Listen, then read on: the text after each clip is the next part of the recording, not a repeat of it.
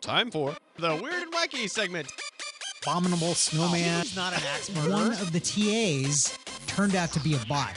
All right, first up in Weird and Wacky is a throwback that I think we're both going to love. Microsoft's Windows XP Crocs are no joke. These are Crocs with like the Windows XP, like famous hill sky, whatever. I forget what it's called, right? But like you know it if you're from the 90s, you know that scene. And it's like on the Crocs, and then the Crocs come with like a clippy thing to put in, and like a pointer, and like all kinds of. It's so cool. It's so Some great. little gibbets of clippy and all those things. So great that you can put on your Crocs.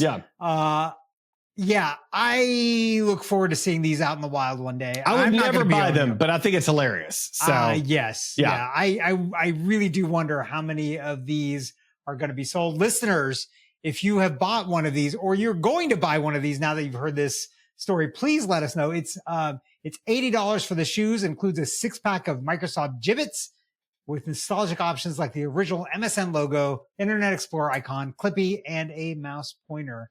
And if you have bought these, listeners, don't just let us know. Photos. Take a picture of them on your feet to us. Yeah. We will include them in a future episode of Tech love Talk that. Y'all. That'd be so great. That would be the greatest thing ever. Awesome. Yeah. Yeah.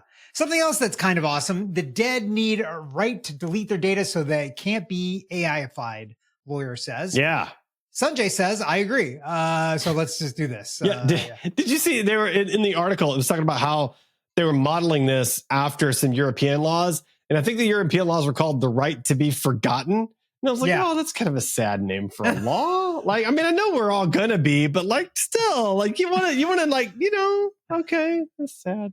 Whatever. Yeah. Digitally forgotten. Yeah. Yeah. Not in the memories of people, hopefully. Well, but we will be. I mean, really, 100 years after we're gone, there ain't no memories. So, but that's true. So, yeah. Hopefully there'll be enough photos though. But who's this weirdo with the fedora? Yeah, that's right. Yeah. But maybe, but to the point, like we should be, I mean, when someone passes, their relatives or whoever's managing their estate should be able to say like, hey, close down this account. It's done. Get rid of it.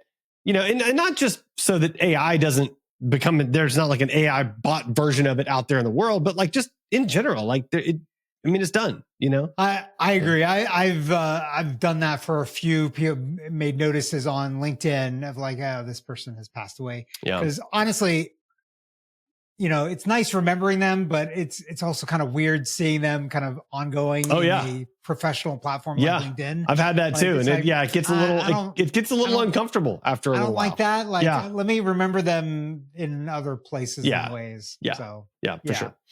Something that's going to want to try to remember you. Is this me or you? I think it's you, man. Keep going. Okay. Keep going. Yeah. And try to guess how old you are. PSA, YouTube will start guessing your age from today. This is so dumb. And the first thought I had was like, well, it should know, like if you've had your Google account or whatever for 20 years, it should know that you're at least 20 years old. Well, it will. And apparently it doesn't know that. No, it said that would be factored into the algorithm. Oh, did it? Yeah, it said that in the article. Yeah. They factor the age of your account. Because somebody said that it was asking them and they were like, I've had the account for 20 years. Why are you asking me? Well, I think that's just a mistake because they did say in the article they were going to factor it, but I think it's based on watch history. And it's to protect kids to make sure they're not getting into stuff they shouldn't. What cracks me up about it is every night before bed, my son that's 9 wants to watch a cartoon called Dr. Binox that is like this animated, like what happens when a bee stings you and like goes through that, or like how does your digestive system work or whatever. And it's this goofy animation. And so like, and honestly, that's probably a good majority of the YouTubes. I don't watch that many YouTubes. And so like, I'm starting to wonder, like, am I going to get flagged for this? Like, because it's a bunch of kids shows on there mostly. Like maybe it could be. I'm really wondering what it thinks, how old I am. Yeah. I'm going to be very sad if it thinks I'm older than I actually am. Yeah. That's going to be. Yeah. All right. Woman, who's 30 says Oura Ring detected the first sign she had stage 4 cancer 8 months before doctors did. So apparently she was wearing an Oura Ring. And she was having like night sweats and she was having like random fevers on and off. And the ring kept telling her she had signs. I think it said the quote was like signs of major illness. Yeah. And so she kept going to the doctor, and she's like, well, this, I'm getting the nice ones, and they couldn't find it. And then she's on some trip somewhere, and something happens. I forget the specifics, and she ends up getting diagnosed with lymphoma. Was that right? Non-Hodgkin's lymphoma, stage 4, which is stage 4. Yeah, pretty major. She couldn't breathe. She was in isolation. She couldn't breathe. Yeah. And she had fluid around her lungs. Yeah. They drained it so she could fly back home, but then it happened again. And then her lymph nodes, they did a PET scan and basically biopsied the lymph nodes and figured out that she had this lymphoma. And it's wild. And honestly, I don't have an Aura ring. I don't have any of these, but it's like, maybe it's worthwhile to have one of these things. Well, I mean, but you have a smartwatch with a health tracker, don't you? I mean, same thing, true, right? Yeah. But so, I don't know that it does all the things that like some of these rings do.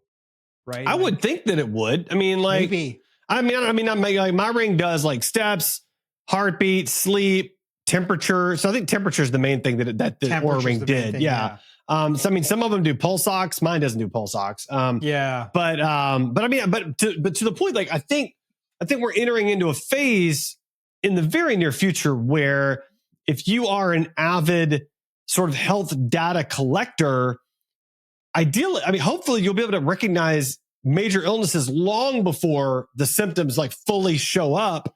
Yeah. And you can start to head these things off of the past a little bit more. Yeah. You know? Yeah. So you actually just reminded me of something we did. And I'm going to save it for a future episode as a tech rec. So stay tuned in the future. I'll allow it. I'll have a health tech rec someday in the future. Oh, perfect.